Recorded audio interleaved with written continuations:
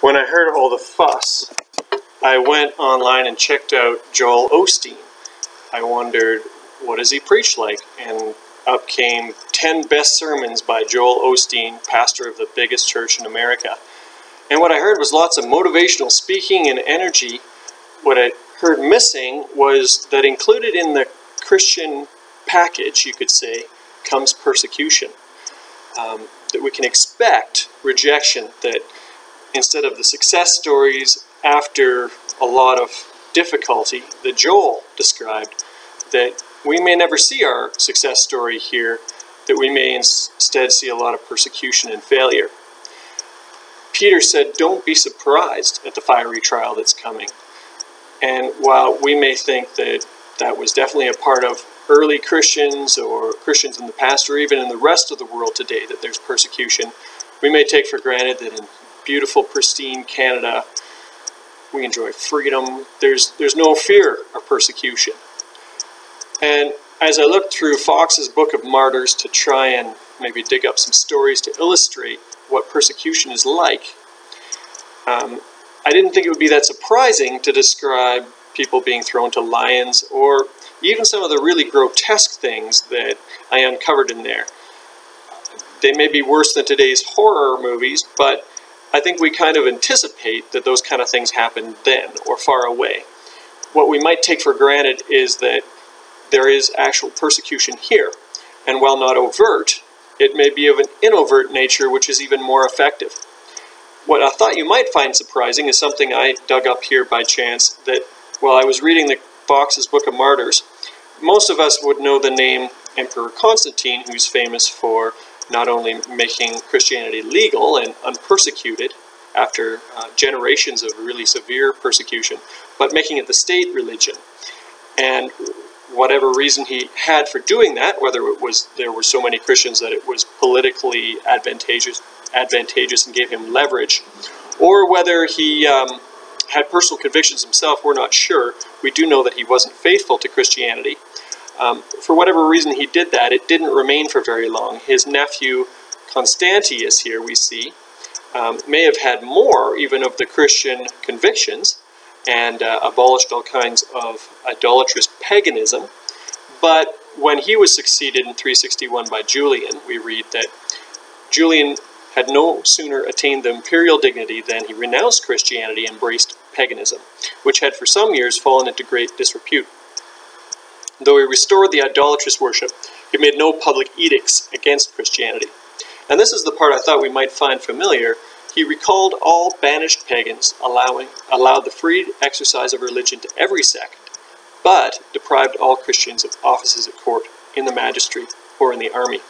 And that sounded really familiar as I thought of the free church that I belong to and our university, Trinity Western University in Langley, Western Canada, how they're not allowed to give proper accreditation of lawyers.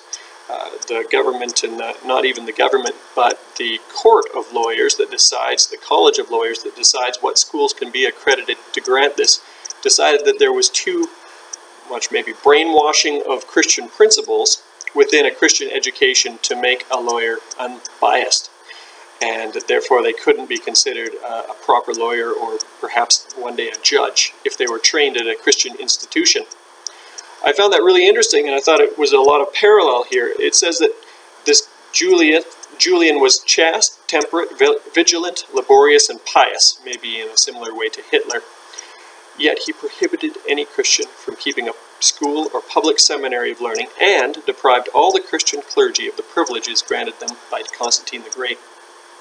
I thought of my granddad, who was a Christian pastor of renown in Calgary, and how he enjoyed a lot of public respect, was seen as a bastion of society. I believe in his generation there was a great respect held for religious people, even by the non-religious. They were seen to be good people. And now we see in public opinion polls that pastors enjoy some of the lowest public respect, some of the greatest distrust. Perhaps it's the LGBTQ community that has said that the intolerance and perhaps hate literature that we find in the Bible towards that community produces people that are the opposite of good and respectful citizens. Or perhaps it's just that we have a proliferation of the scandals of Christianity. I saw on Netflix that there was a new series, and I'm sure there are many, many uncovering documentaries about priests and nuns and abuse.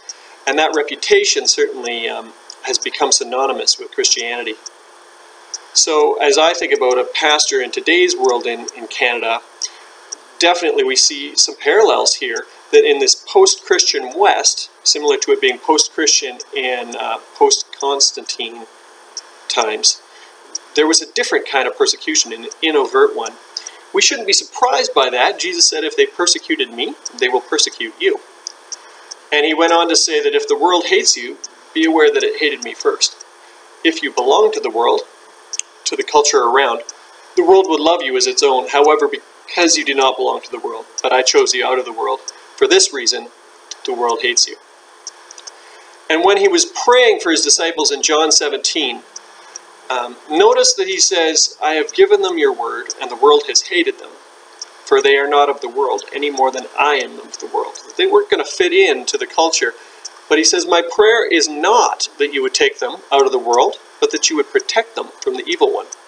So he doesn't ask that they would be removed from the trouble or persecution that they face within the culture, but that within that they would be strengthened from the evil one. And I thought that was really key. I wondered, why wouldn't Jesus take his disciples out of persecution? Well, the simple thing is that he wanted the gospel to be spread, the good news to come to everybody in the world, and they were the vessels of that. He knew that, just like himself, spreading the truth is an unpopular thing in its day. And he also knew that each of them, with the exception of John, would have to face the same kind of persecution and end that he did, being crucified. Here we see a painting of Peter being crucified upside down. But he also recognized that within that persecution they would grow from boys into men, and their character would be built as they encountered resistance. And he knew that as a whole, the church would also grow from the resistance that it faced. Tertullian remarked, the blood of the martyrs is the seed of the church. And we understand that wherever mass amounts of people have become Christians, there's been a lot of bloodshed to those who brought the good news.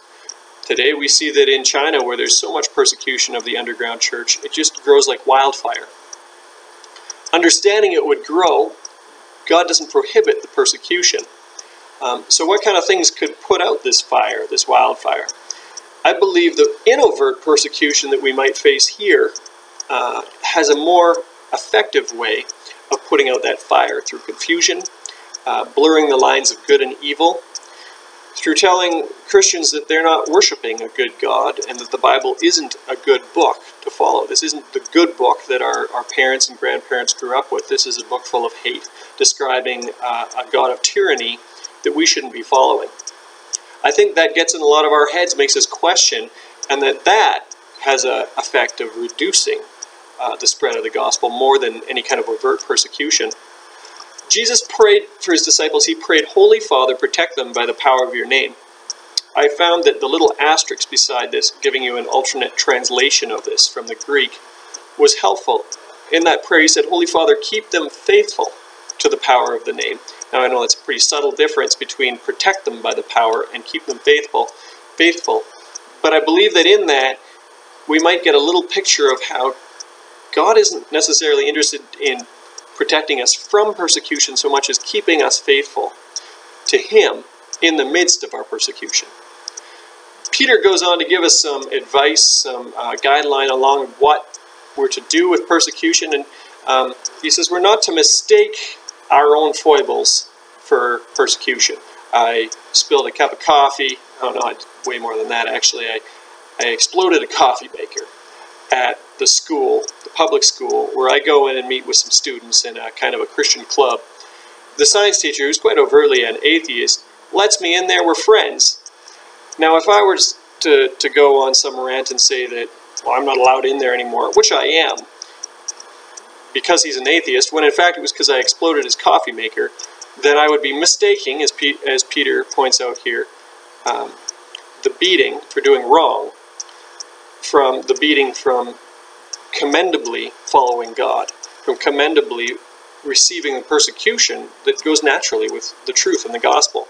And I know that's a pretty poor example. I don't have a good one, but I say it to outline that if a country goes into another country and, exhibits maybe some kind of colonialism or just poor practices, the fact that they're associated with Christianity, with being a missionary, may bring a persecution in their eyes, which really isn't a persecution against the gospel or against what's right and true, but is against the kind of practices that they're doing towards this other country, the reputation they have as the West or as America or Canada.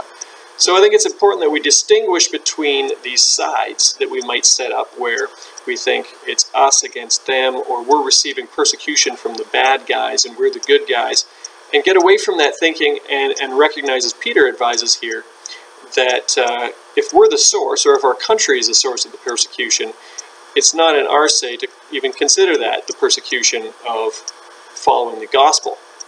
I say that because I think it's important as we think about how do we respond. I think our gut reaction says, well, of course, we protect ourselves and we protect our own. And even saying our own exhibits the kind of thinking which people are so tending to do in our tribalized world. We look at our tribe and how do we protect our tribe. Jesus said very, very unpopular things when he said, you've heard it said, love your neighbor, hate your enemy. But I say to you, love your enemy and pray for those who persecute you, so that you may be like your Father in heaven, since he causes the sun to rise on the evil and the good, and sends rain on the righteous and the unrighteous. These really unpopular words said that we're to turn the other cheek and to receive the beating for the truth, and that we could expect that that's the kind of thing the truth brings, and that we're to pray for those who persecute us. That's our response, not to, as Peter did, pick up a sword to defend ourselves. Jesus said to put the sword back, Peter, for all who draw the sword will die by the sword. Just why was Jesus so unpopular? What brought about persecution to him? Why would a man who's going and feeding people and healing people and doing miracles be brutally tortured and then crucified? What could cause such persecution? I think a story early on about his reception in his hometown gives us a little picture. This is the cliff that hometown tried to throw him off. And just before that, he appeared the hometown hero, the expected Messiah.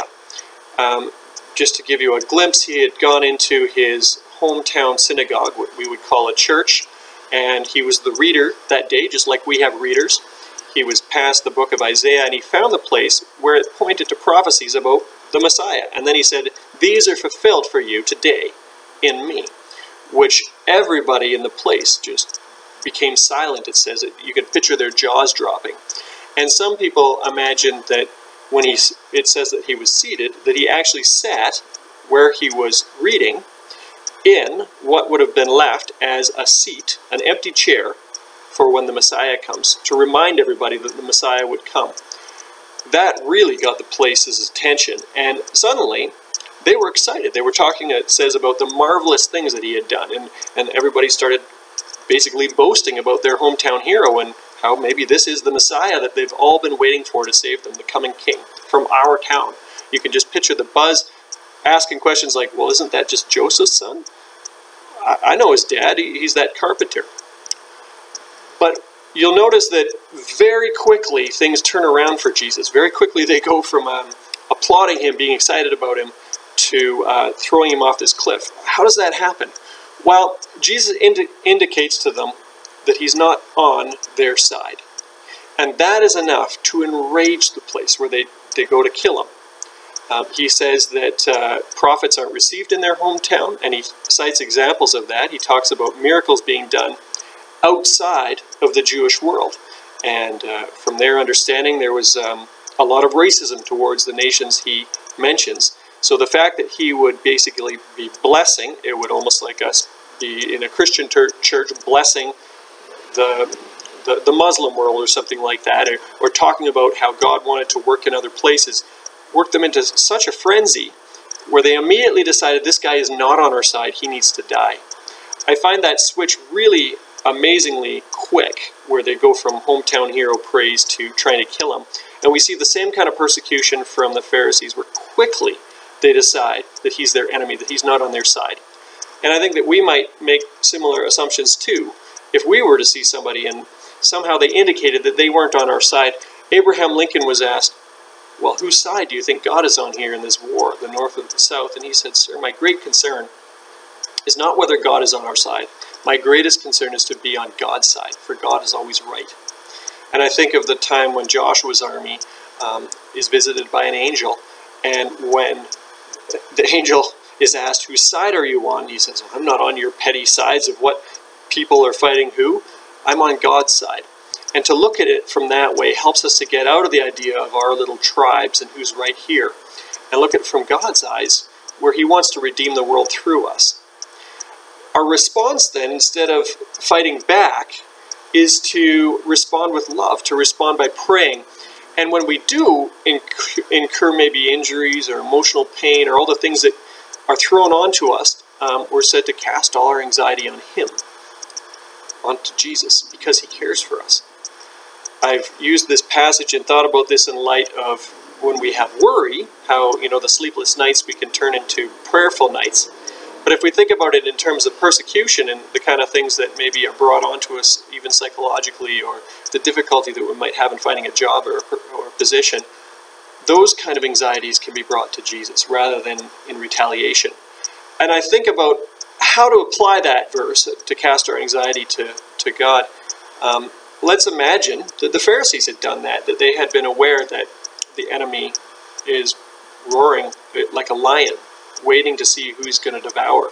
If they had been aware of their danger from the enemy, and instead of just responding to Jesus by saying, well, clearly he's wrong, he's not for us, he's not on our side, but they turned that into prayers and gone to God in prayer to ask Jesus, or to ask God, I should say, is Jesus the Messiah? Imagine how their lives could have gone so differently if they realized whose side they were on.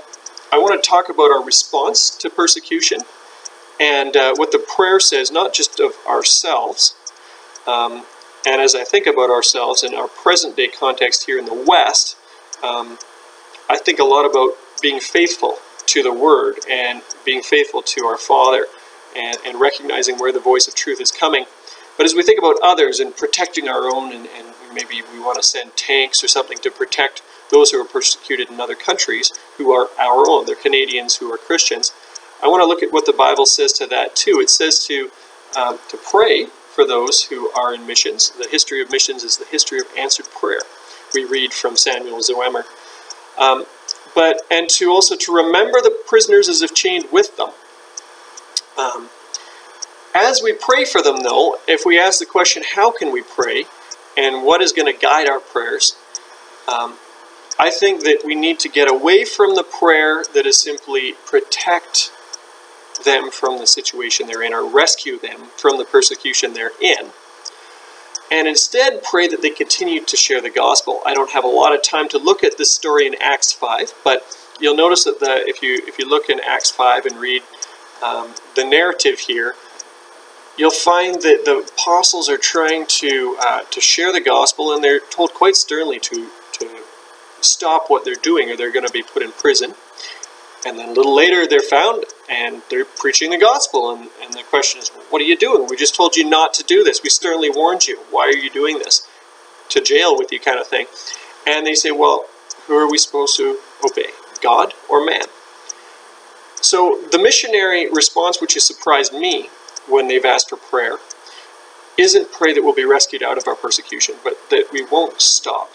Recognizing, as Paul did, that the enemy can't destroy our spiritual life. He can only affect our physical body. And this physical body being temporary, that's not a great concern for Christians. We don't have to worry about what can happen to us here, because nothing can take away our spiritual life in Jesus. And what we really need to be concerned about is that nothing stops the message, that the gospel doesn't stop being spread, that people don't stop being introduced to this really good gospel, to a good God who wants to rescue them, who's paid the price for them so that they could have freedom and life. And as we pray that prayer for them and for us, that within the present context of maybe in overt persecution, where it's seen as not good, as impolite, as maybe intolerant, that we don't stop sharing the gospel either. So thanks for listening. I hope you appreciate my thoughts from Peter, and that you'll join in praying for the persecuted church and the continuing of the gospel, and also continuing in being faithful to the truth that we've received, so that we don't get pushed along by the culture that we're a part of.